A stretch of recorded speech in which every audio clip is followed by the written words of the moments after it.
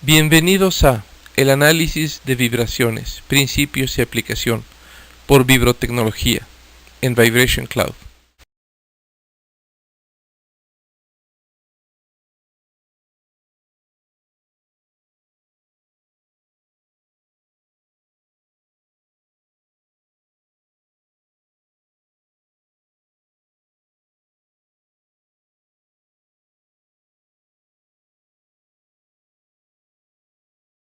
Como vimos en la lámina anterior, la vibración es un movimiento alternante y además es una reacción a fuerzas que pueden ser internas o externas. Para estudiar este movimiento, hablaremos primeramente del movimiento armónico simple. Una forma de estudiar este movimiento es observar el comportamiento de un simple sistema masa-resorte. Cuando este sistema está oscilando verticalmente, se puede observar que su masa describe una trayectoria de forma senoidal, como se ilustra en la figura. Esta onda senoidal se produce en el transcurso del tiempo y se pueden observar algunas características muy interesantes. Lo primero que salta a la vista es lo simétrico y regular que tiene esta forma. También se observa que esta forma se repite periódicamente, es decir, cada cierto tiempo se produce un ciclo igual y al tiempo requerido para que se reproduzca este ciclo se le llama un período y se mide en segundos. También se puede observar la regularidad del desplazamiento de la masa. Se puede ver que sube una cantidad igual a la que baja alrededor de un punto al que llamamos el punto de equilibrio. A la máxima excursión que tiene la masa se le llama la amplitud. Cualquier movimiento armónico simple puede entonces ser descrito por tres parámetros, que son la amplitud del movimiento, la frecuencia, que significa el número de oscilaciones que se da por unidad de tiempo, y la fase, que nos indica cómo está oscilando un componente respecto de otro. Hay muchísima información alrededor de estos tres parámetros. Sin embargo, dado el carácter introductorio de esta presentación, solamente mencionaremos lo siguiente. En el ámbito del mantenimiento predictivo, nosotros utilizamos estos tres parámetros de la vibración, la amplitud, la frecuencia y la fase, para hacernos una buena idea del estado de la máquina, es decir, para diagnosticar su condición. De la misma manera que un médico utiliza una tomografía computarizada para saber el estado de un paciente.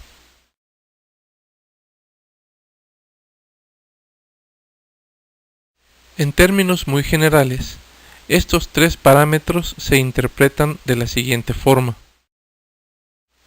En primer lugar, la amplitud es un indicador de la severidad de la vibración.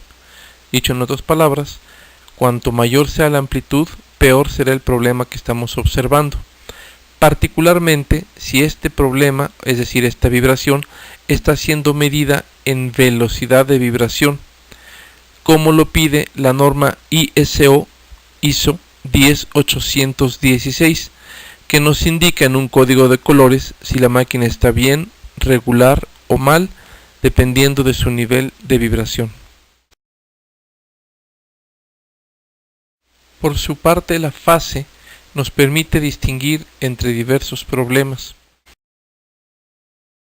En esta ilustración se puede observar, en el caso de la izquierda, cómo los cojinetes representados en color azul se están moviendo en fase, es decir, al mismo tiempo, mientras que en el ejemplo de la derecha los cojinetes se están moviendo en contrafase.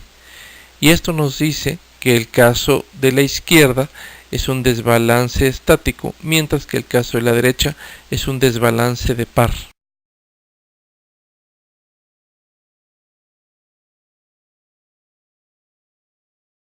Interpretar la frecuencia es un problema bastante más complejo que trataremos de explicar con el siguiente ejemplo. Imaginemos que estamos observando el giro de un ventilador de techo cuando observamos que una de las aspas está rota. Por esta razón, el ventilador está desbalanceado y oscila visiblemente. Supongamos que en nuestro afán de conocimiento tomamos un matamoscas de plástico y lo hacemos incidir contra las aspas mientras el ventilador está girando. Para completar este experimento mental, vamos a suponer que tenemos un acelerómetro sujeto a la base del ventilador, de manera tal que en algún instrumento estamos recogiendo la vibración observada en este experimento. El equipo de medición nos permitiría graficar la señal de tiempo de la vibración, cuyo aspecto sería poco más o menos como el que está mostrado en la gráfica.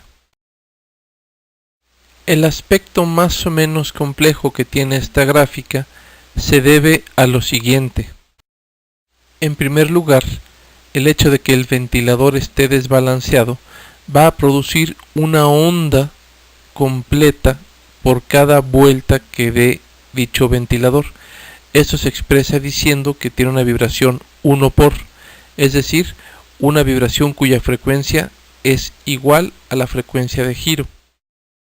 Adicionalmente a lo anterior, el matamoscas está golpeando las aspas. Este es un ventilador de 5 aspas, por lo que podríamos esperar que por cada vuelta que dé dicho ventilador se van a producir 5 golpes. O dicho en otros términos, tenemos una frecuencia 5 por, que significa 5 veces la velocidad de giro.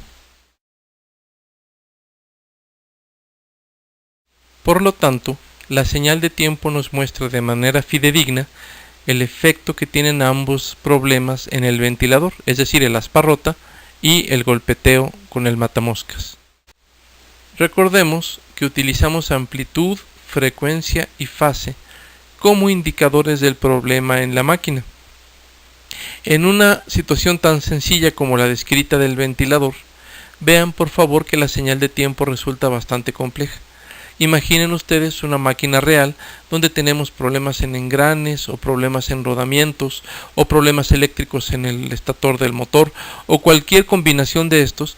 Obviamente la señal de tiempo va a ser tan compleja que nos resultará literalmente imposible estimar amplitudes, frecuencias o fases de cada uno de los problemas por separados, puesto que la señal de tiempo, repito, resultará excesivamente compleja y por lo tanto ilegible.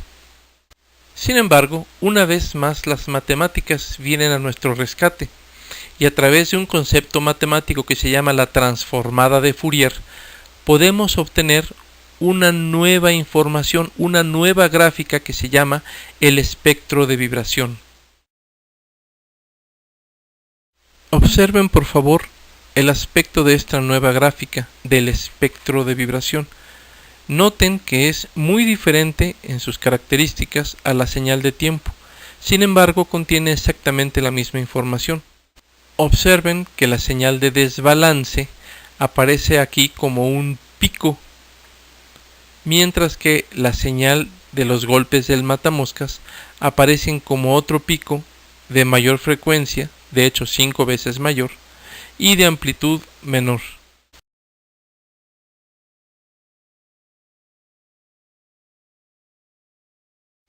Aquí termina la primera parte de esta presentación. Le invitamos a que vea la segunda.